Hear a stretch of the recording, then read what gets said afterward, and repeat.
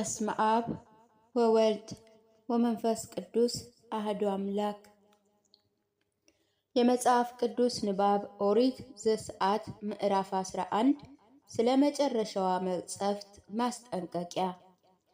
እግዚአብሔር ሙሴን አለው፣ በፈርዖንና በግብፅ ላይ ገና አንዲት መቅሰፍት አመጣለሁ። ከዚህ በኋላ ከዛ ይለቋቸዋል። ሲለቃችሁም ከመንሻ ገንዘብ ጋር ይሰዷችኋል። ወንዱ ከወዳጁ ሴቲቱ ከወዳጇ የብርና የወርቅ ዕቃ ልብስ የሚዋሱ ዘንድ በሕዝቡ ጆሮ በስውር ተናገረ። እግዚአብሔርም በግብፃውያን ፊት ለሕዝቡ ሞገስን ሰጠ፣ አዋሷቸው። ይህ ሙሴ በግብፃውያን በፈርዖን በሹሞቹ ፊት እጅግ የከበረ ሰው ነበር። ሙሴም አለ፣ እግዚአብሔር እንዲህ ይላል፣ በእኩለ ሌሊት እኔ በግብፅ መካከል እገባለሁ። በግብፅ ሀገር ያለ በኩር ሁሉ በዙፋኑ የሚቀመጥ ከፈርዖን በኩር ጀምሮ በወፍጮ እግር እስካለችው እስከ አገልጋይቱ በኩር ድረስ የከብቱም በኩር ሁሉ ይሞታል። በግብፅም ሀገር ሁሉ አስቀድሞ እንደ እርሱ ያልሆነ ኋላ ዳግም እንደ እርሱ የማይሆን ታላቅ ጩኸት ይሆናል። እግዚአብሔርም ግን በግብፃውያን በእስራኤል መካከል ታላቅ ልዩነት እንደሚያደርግ እንድታውቅ በእስራኤል ልጆች መካከል ከሰው ጀምሮ እስከ እንስሳ ድረስ ውሻ ምላሱን እያንቀሳቀሰባቸው እንዲደርስ እነዚህ አገልጋዮች ሁሉ አንተ ውጣ፣ የሚከተሉህም ሕዝብ ሁሉ ከዛች ምድር ይወጡ እያሉ ወደ እኔ ይወርዳሉ፣ ለእኔም ይሰግዳሉ። ከዚያ በኋላ እወጣለሁ። ሙሴ በጽኑ ቁጣ ከፈርዖን ዘንድ ወጣ።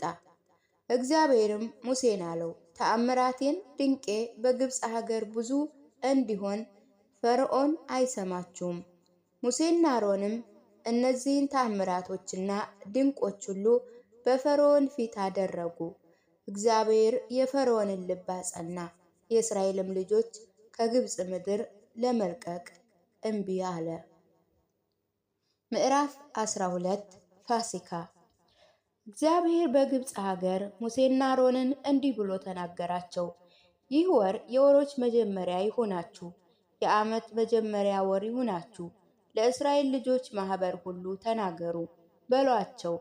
በዚህ ወር በ10ኛ ቀን ሰው ሁሉ ለአባቱ ቤቶች አንድ ጥቦት፣ እያንዳንዱ ሰውም ለራሱ ቤተሰብ አንድ ጥቦት ይውሰድ። በቤት ያሉ ሰዎች ጥቂት ቢሆኑ አንድ በግም የማይጨርሱ ቢሆኑ በጉን ሊጨርሱ በሚበቁ ሰዎች ቁጥር እያንዳንዱ በአጠገቡ የሚኖረውን ጎረቤቱን ይውሰድ። ነውር የሌለበት የአንድ ዓመት ትባት ጥቦት ለእናንተ ይሁን። ከበጎቹ ወይም ከፍየሎቹ ውሰዱ። በዚህ ወር እስከ 14ኛ ቀን ድረስ ጠብቁት። የእስራኤል ልጆች ማህበር ሁሉ ሲመሽ ይረዱት። ከዚያም ከደሙ ወስደው በሚበሉበት ቤት ሁለቱን መቃን ጉበንን ይቀቡ። በእሳትም የተጠበሰውን ስጋውን የያዘች ሌሊት ይብሉ። ቂጣውን እንጀራውንም ከመራራ ቅጠል ጋር ይብሉት። ጥሬውንም በውሃ የበሰለውንም አትብሉ። ነገር ግን በእሳት የተጠበሰውን ራሱ እግሩንና ሆድ ዕቃውን ብሉት። ከእርሱ እስከ ጧት አንዳች አታስቀሩ። አጥንቱንም ከእነርሱ አትስበሩ። ከእሱ እስከ ጧት የተረፈ ቢኖር በእሳት አቃጥሉት። ወገባችሁንም ታጥቃችሁ ጫማችሁንም በእግራችሁ ተጫምታችሁ በትራችሁንም በእጃችሁ ይዛችሁ እንዲህ በሉት፣ እየቸኮላችሁም ትበሉታላችሁ። እርሱ የእግዚአብሔር ፋሲካ ነውና። እኔም በዛች ሌሊት በግብፅ ሀገር አልፋለሁ። በግብፅ ሀገር ከሰው እስከ እንስሳ ድረስም በኩርን ሁሉ እገድላለሁ። በግብፅ አማልክት ሁሉ ላይ በቀልን አደርግባቸዋለሁ። እኔ እግዚአብሔር ነኝ። ደሙ ባላችሁበት ቤቶች ምልክት ይሁናችሁ። ደሙንም አያለሁ። እናንተ የሰወራችሁት እኔ የግብፅ ሀገር በመታው ጊዜ የጥፋት መቅሰፍት አይመጣባችሁም። ይህ ቀን መታሰቢያ ይሁናችሁ። ለእግዚአብሔርም በዓል ታደርጋላችሁ። ለልጅ ልጆቻችሁም ሥርዓት ይሆን ዘንድ ለዘላለሙ ታደርጉታላችሁ። የቂጣው በዓል 7 ቀን ቂጣ ትበላላችሁ። በመጀመሪያ ቀን እርሾውን ከቤታችሁ ታወጣላችሁ። ከመጀመሪያ ቀን አንስቶ እስከ 7ኛ ቀን እርሾ ያለበት እንጀራ የሚበላ ነፍሱ ከእስራኤል ተለይቶ ይጥፋ። የመጀመሪያ ቀን ቅድስት ትባላለች። እንዲሁ 7ኛ ቀን ቅድስት ትሆናላችሁ። ለነፍስ ከሚሰራው ሥራ ሁሉ በቀር ማናቸውንም ሥራ ሁሉ አትስሩ። በዛች ቀን ሰራዊታችሁ ከግብፅ ሀገር አወጣዋለሁና ይህን ትእዛዝ ጠብቁት። እንግዲህ ይህ ቀን ለልጅ ልጃችሁ ለዘላለም ሥርዓት አድርጋችሁ ትጠብቁታላችሁ። ከመጀመሪያው ወር በ14ኛ ቀን ሰርክ ጀምራችሁ እስከዚሁ ወር 21ኛ ቀን ሰርክ ድረስም ቂጣ ትበላላችሁ። 7 ቀን በቤታችሁ እርሾ አይገኝ። እርሾ ያለበትንም እንጀራ የሚበላ ሁሉ ያ ሰው ከምጻተኛ ጀምሮ እስከ ሀገር ልጅ ድረስ ከእስራኤል ማህበር ተለይቶ ይጥፋ። እርሾ ያለበትን ምንም አትብሉ።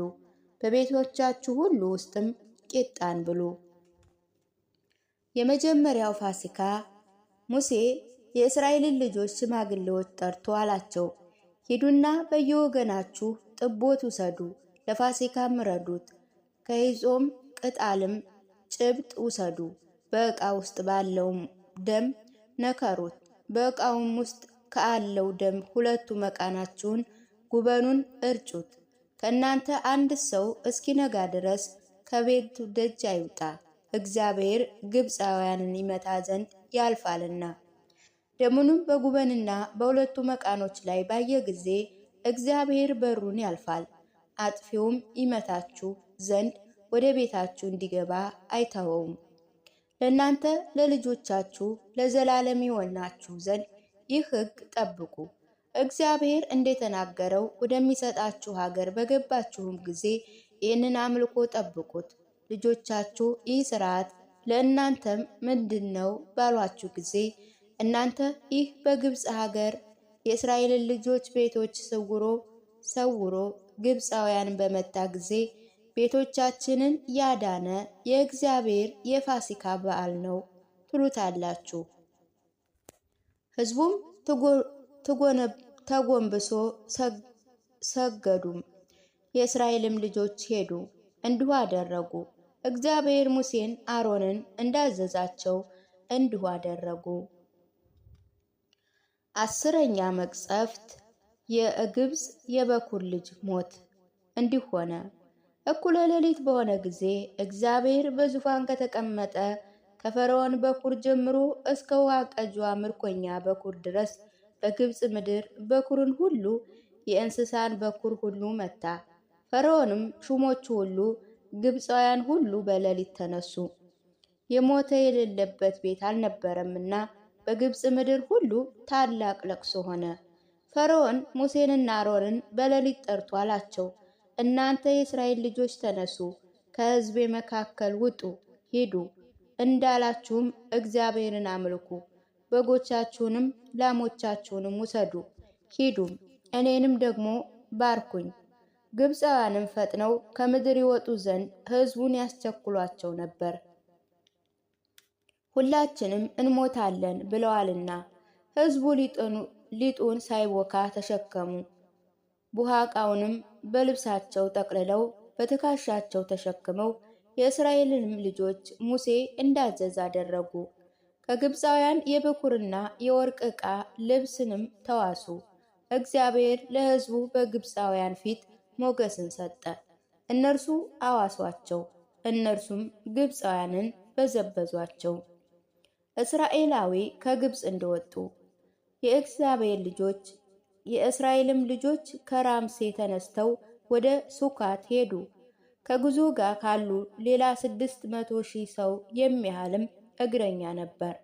ደግሞ ሌላ ብዙ ድብልቅ ሕዝብም መንጎችና ላሞች፣ እጅግ ብዙ ከብቶች ከእነርሱ ጋር ወጡ። ከግብፅም ከእነርሱ ጋር ያወጡት ቂጣ እንጎቻ አድርገው ጋገሩት፣ አልቦካም ነበርና ግብፃውያን ስላስወጧቸው ይቆዩ ዘንድ አልቻሏቸውምና ለመንገድ ስንቅም አላሰናዱም ነበርና። የእስራኤል ልጆችም በግብፅ ምድር በከነዓን ምድር እነርሱና አባቶቻቸው የተቀመጡበት ዘመን 430 ዓመት ነበር። እንዲህ ሆነ። 430 ዓመት ከተፈጸመ በኋላ የእግዚአብሔር ሰራዊት ሁሉ በሌሊት ከግብፅ ምድር ወጣ። ይህች ሌሊት ከግብፅ ምድር ስላወጣቸው ለእግዚአብሔር የተጠበቀች ናት። ይህች ሌሊት በእስራኤል ልጆች ሁሉ ዘንድ እስከ ልጅ ልጃቸው ድረስ ለእግዚአብሔር የተጠበቀች ናት። እግዚአብሔርም ሙሴና አሮንን አላቸው፣ ይህ የፋሲካ ሕግ ነው። ከእነርሱ በአንድ ሰው አይብላ። አገልጋይ ወይም በኩር የተገዛ ቢሆንም ከተገረዘ በኋላ ያን ጊዜ ከእነርሱ ጋር ይብላ። ጥገኛ ሙያተኛ ግን ከእነርሱ አይብላ። በአንድ ቤትም ይብላ። ከስጋውም አንዳች ከቤትም ወደ ሜዳ አታውጡ፣ አጥንቱንም አትስበሩ። የእስራኤል ማህበር ሁሉ ያደረጉት የእግዚአብሔር ፋሲካ ያደርጉ ዘንድ ወደ እናንተ የመጣ መጻተኛ ቢኖር ወንዱን ሁሉ ትገርዛለህ። ያን ጊዜ ፋሲካ ያደርግ ዘንድ ይገባል፣ እንደ ሀገር ልጅም ይሆናችኋል። ያልተገረዘ ሁሉ ግን ከእነርሱ አይብላ። ለሀገር ልጅም በእናንተ መካከል ሊቀመጥ መጻተኛ አንድ ሥርዓት ይሁን። የእስራኤልም ልጆች ሁሉ እንዲህ አደረጉ። እግዚአብሔርም ሙሴና አሮንን እንዳዘዛቸው እንዲሁ አደረጉ።